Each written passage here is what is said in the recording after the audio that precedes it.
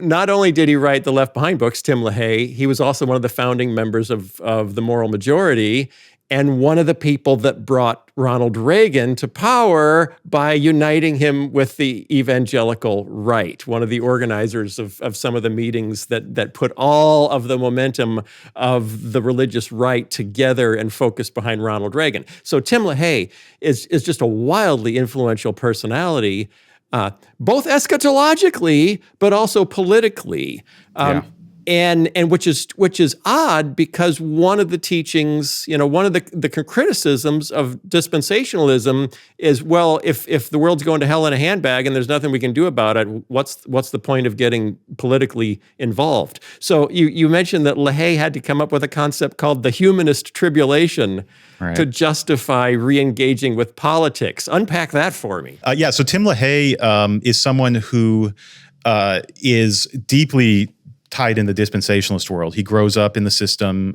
His dad dies when he's young, and he talks about thinking about meeting his dad after Tim is raptured. So this is sort of a deep emotional belief that he has as a kid, that he's going to meet his dad when the rapture happens in heaven. Ends up going to Bob Jones University, which has a complicated relationship with dispensationalism, but certainly it's in the water there.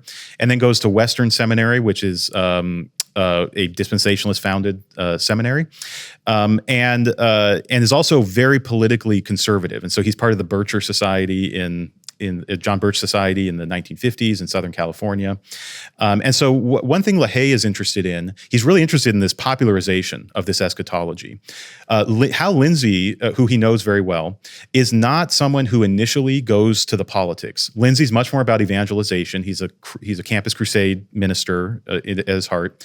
But as the 70s progress, both Lindsey and LaHaye start to develop pretty systematic critiques of American culture and American politics and the Cold War that align with Reagan, basically. And so LaHaye develops this idea of the humanist tribulation. Another place he calls it the pre-tribulation tribulation. So he's like making up. I'm pretty critical of him here. He's basically making up new stages in an already very complex scenario.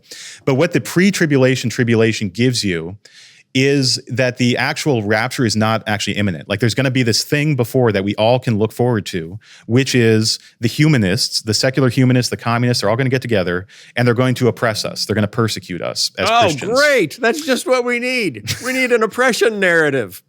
And so to fulfill the church's role, which is to missionize the world, to evangelize the world, we need to fight back. And this is tied up in an understanding that most of the missions work that LaHaye finds is legitimate is funded by Americans. And so he's thinking of a world where, imagine if the U.S. turned into the Soviet Union and suddenly it was illegal to be Christians. Suddenly all the missionary support would go away and no one would be able to be a missionary. Right. So this is tied up in why he wants to be politically active. But he basically says we do have a chance to stave off the humanist tribulation so that we can have a revival before the rapture. But to do that, we need to get involved in politics. And he's one of many people saying this. Jerry Falwell says this.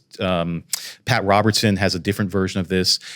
Francis Schaeffer, who's not a dispensationalist at all, I sort of see them all as converging on this way of talking about what's coming up next, which is this really troubling tribulation era, and that we all need to work against that. And that is essentially the popularization of a weirdly dispensationalist idea, that there's going to be this tribulation that's going to wreak havoc on society and on the church. But that's how they get to the politics, is they say we need to stave this off. So it's a different politics than you might see today in some sectors of the Christian right, which is more about we need to establish God's rule on earth or something like that. What the dispensationalists in the Christian right are saying is we need to just stave off until the rapture the worst parts of secular humanism so that we can continue to evangelize the world. Wow. And Tim LaHaye just kind of snuck that into the dispensational chart when no one was looking. Yeah, and he says it's interesting. They all say it. They say this is not an actual prophesied event. Like, you can't find the Bible verse where it talks about this. Okay. It's conditional. It's on sort of, if Christians get their act together, we can avoid this. But it's, I mean, I trace it through the book, the sort of where this appears. It doesn't appear in his writings in the early 70s, and then suddenly it's sort of the central thing he's talking about in 1980. And he's not just the only one, though. So there's a broader. He's not just making it up on his own. They're all sort of making it up together. They're creating a new argument for why they should be politically involved. And so for someone like Jerry Falwell, who in the 60s was known as someone who said Christians don't get involved in politics, particularly he didn't like the civil rights movement.